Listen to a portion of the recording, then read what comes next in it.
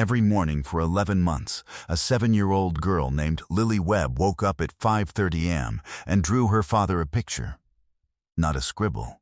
A full scene, crayons, careful lines, a labeled sky. She drew him standing, walking, throwing a ball. She drew him the way he used to be before the owls took his hands. She folded each drawing into thirds, tucked it into his shirt pocket, and said, "So, you have me with you all day." Her father, Marcus Webb, 34 years old, a former high school football coach from Decatur, Alabama, could no longer hold a pen. He could not fold the pictures himself. He could not put them in his own pocket. But every single morning, he stood in the hallway of their house while his daughter climbed on a step stool, reached up, and tucked the paper in. He stood very still while she did it, the way a person stands very still when they are trying not to cry in front of their child. By the time his family arrived at the Family Feud studio on March 8, 2022, Marcus had 317 of those drawings in a shoebox in the trunk of the car. What happened when Lily carried that shoebox onto the stage would stop Steve Harvey mid-sentence and bring an entire studio to its knees. It was a Tuesday morning, cool for early March. At Trilith Studios in Fayetteville, Georgia, the Webb family had driven up the night before from Decatur. Marcus, his wife Tanya, his older brother Dwayne, Dwayne's wife Renee, and Lily, who had been awake since before sunrise because she was convinced she needed to bring the shoebox. Tanya had told her 3 times the shoebox couldn't come. Lily had put it in the car without saying anything. It was in the trunk before anyone noticed. Tanya saw it at the rest stop and looked at Marcus.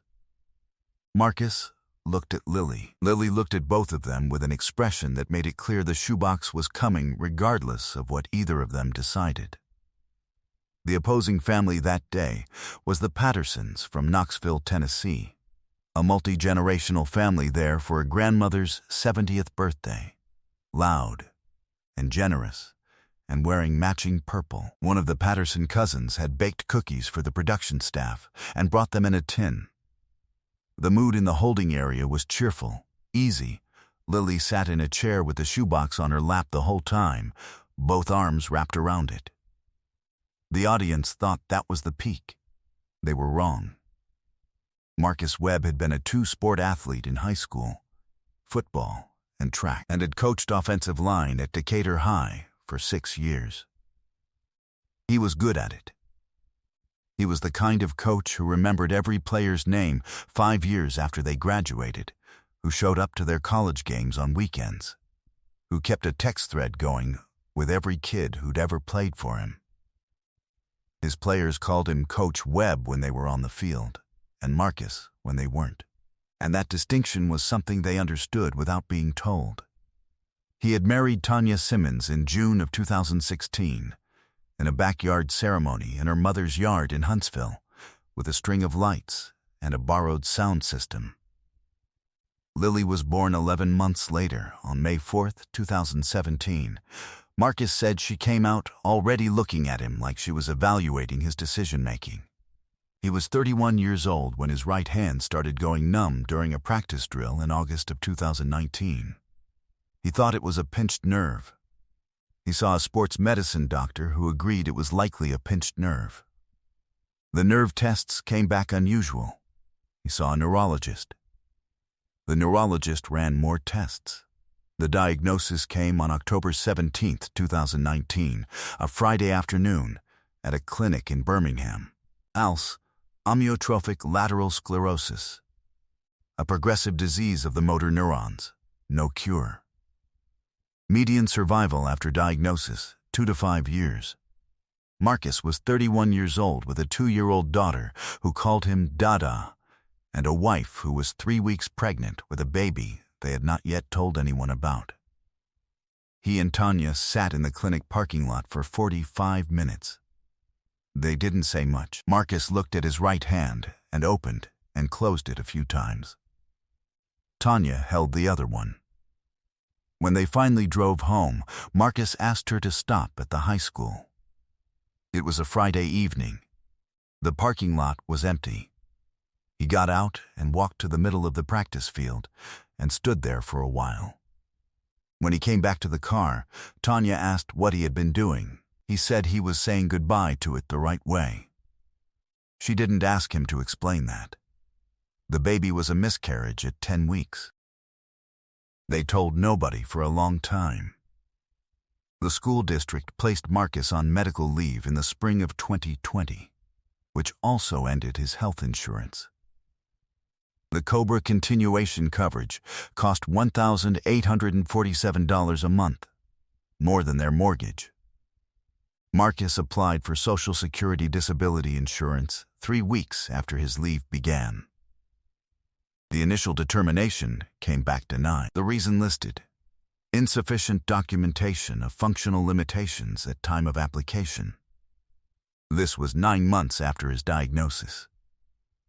He could no longer grip a pen firmly enough to sign his own name. He reapplied with additional documentation from 3 separate neurologists. Denied again. The denial notice said his case had been evaluated under the standard 5-step sequential process, and that he had not met the threshold for total disability under current program guidelines. His neurologist, Dr. Angela Osai at UOB Medicine, wrote a letter to the appeals board stating that Marcus Webb had ALS and would not improve. The board acknowledged the letter and denied the appeal. The clinical trial at UAB that Dr. Osei recommended, a drug called tofersen, targeting the SOD1 gene mutation present in Marcus's case, was classified by his state Medicaid application as not yet approved for standard therapeutic coverage. The trial had an enrollment cost of $4,200 for the intake and monitoring phase. Marcus's family raised $3,100 of it through a fundraiser at the high school. One of his former players, a kid named Darius who was now playing college ball at Auburn, drove to Decatur and handed Tanya an envelope with $1,100 cash in it. He didn't knock on the door. He put it in the mailbox and texted Marcus, "Coach, I got you." Marcus read that text 4 times. He told no one about the second denial. He told Tanya he was working on it. He told Dwayne it was moving through the system. He told his mother, who called every Sunday, that things were looking better. He had learned early in his diagnosis that the people who loved him couldn't stop trying to fix it, and watching them fail was harder than the disease itself. So he protected them from the size of it. He carried the denials alone, in a folder in the nightstand unmentioned. Lily started drawing the pictures in April of 2021. She never explained why she started. She just did it one morning, slid it into his pocket before school, and kept doing it every day after that. By the time the family got to Family Feud, she had been doing it for 11 months without missing a single day. The one time Marcus had been hospitalized overnight for a respiratory complication, she'd made 2 pictures the next morning. One for the previous day, one for that day, and told him the previous day's one was late delivery. He had laughed for the first time in 3 weeks. And then, Marcus said something no one in that studio was prepared for. The Webb family made it to Fast Money. Dwayne went first and scored 141 points. Marcus was next. He sat across from Steve at the podium. His hands were resting in his lap. The tremor had become visible enough that holding the buzzer was difficult, so a production accommodation had been quietly arranged beforehand. Steve introduced him warmly. The audience applauded. Marcus smiled the way he always smiled, wide and deliberate, the smile of someone who had decided a long time ago to keep smiling. He answered the 5 questions. Clear, quick, accurate, he scored 47 points. Total 188. 12 points short. Steve came to him. He put his hand on Marcus's shoulder. He said, "You were incredible up there." He meant it, and that was when Lily, 7 years old, sitting in the family section of the audience, stood up and said, loudly enough for the microphones to pick it up. "Are you sad, Mr. Steve?" The studio fell completely silent. Steve turned and looked at her. Lily was holding the shoebox with both arms, the way she had been holding it all morning. She looked at Steve with the same evaluating expression her father had described from the day she was born. Steve said, "What do you have there, sweetheart?" Lily said, "These are all the days I didn't let him be alone." Steve Harvey took 2 steps away from his podium. He stopped. He put his hand on the top of the podium and stood there with his back to the audience. Producers said later that he stood that way for 11 seconds. The crew at the cameras didn't move. The audience of 239 people didn't make a sound. When Steve turned back around, his jaw was set. He was not performing composure. He was finding it. He walked to the family section. He crouched down in front of Lily and said, "Can I see one?" She opened the shoebox and handed him a drawing from the top. It showed a man standing in a football field with his arms out. The sky was blue and labeled in a child's handwriting. The label said, "The best day." Steve looked at it for a long time. The studio fell completely silent. He stood up. He looked at Marcus. He said, "Stop. We're not moving until I say so." He looked at a producer and said, "I need this family in the center of the stage. All of them.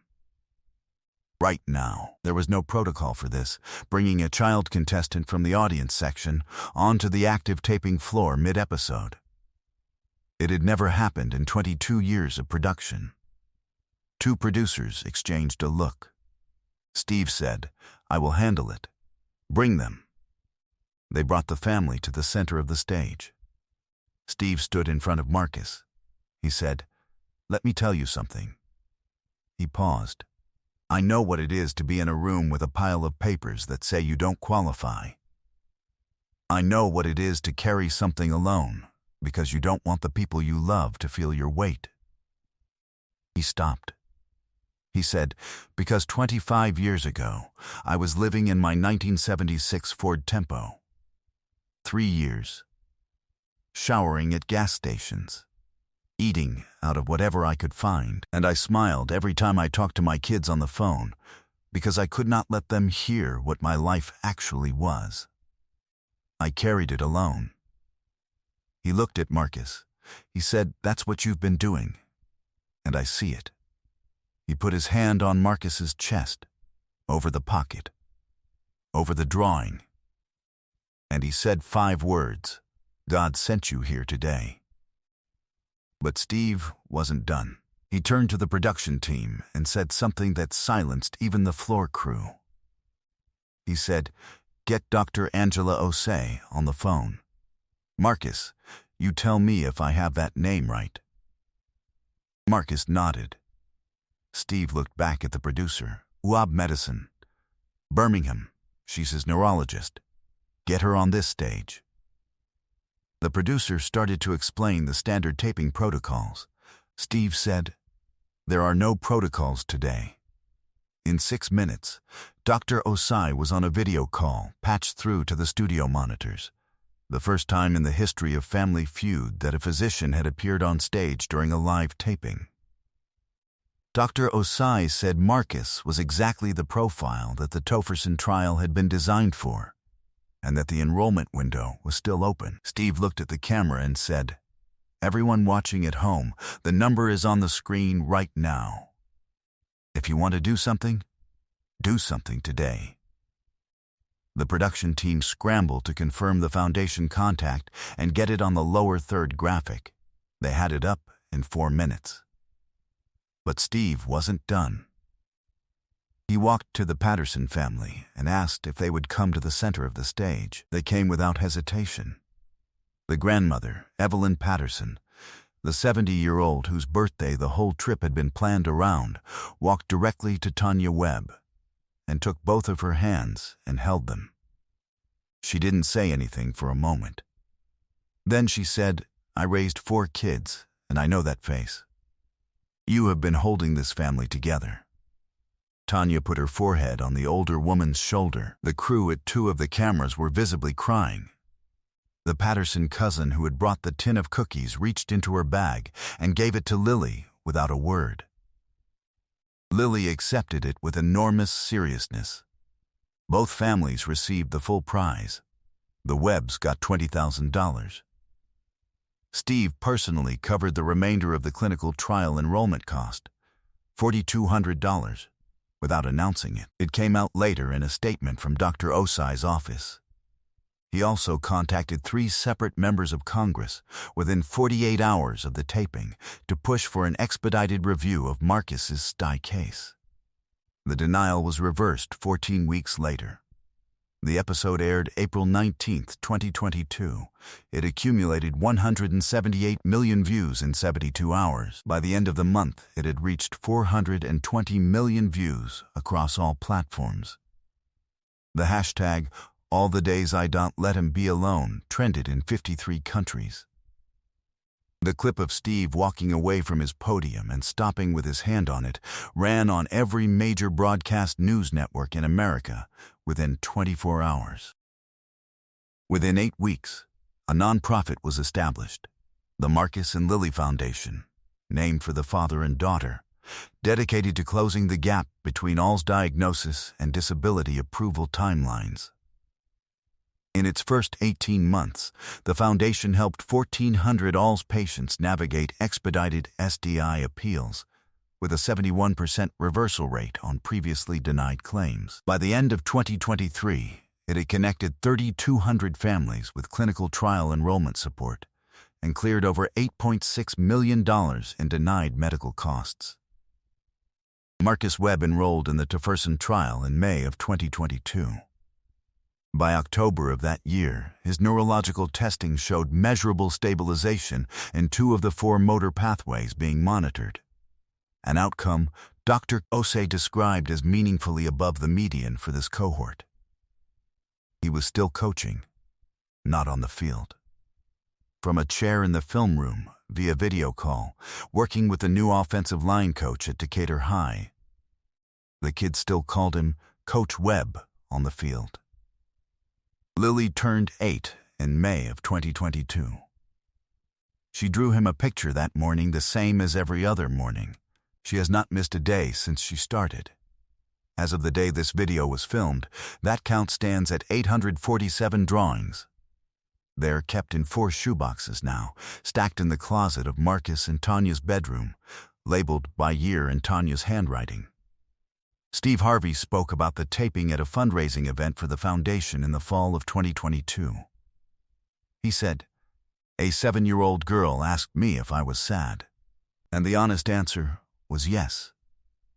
Because what her father had been through, what that family had been through, was a kind of quiet heroism that the world never sees. They weren't asking for anything. They just came to play a game show. But the truth has a way of walking into a room whether you invite it or not. That little girl walked it in." Today, in the hallway of the Webb family's house in Decatur, Alabama, there is a step stool next to the coat hooks by the front door. It is the same step stool Lily has used every morning for 3 years to reach her father's shirt pocket. The top of it is worn smooth from use. On the wall above the coat hooks, in a frame, is one of the 847 drawings. It shows a man standing in a football field with his arms out. The sky is blue. It is labeled in a child's handwriting, "The best day." Some people think love is what you feel. Lily Webb showed a room of strangers what it actually is. It is the step stool you climb every morning. It is the paper folded into thirds. It is the pocket you reach up to, because you will not let a single day go by where your father moves through the world without you in it. Lily didn't carry a sign or say a speech. She carried a shoebox. And in it were 317 days of refusing to let someone be alone. If that reached you today, please subscribe and share this with someone who's quietly showing up for somebody, one folded drawing at a time.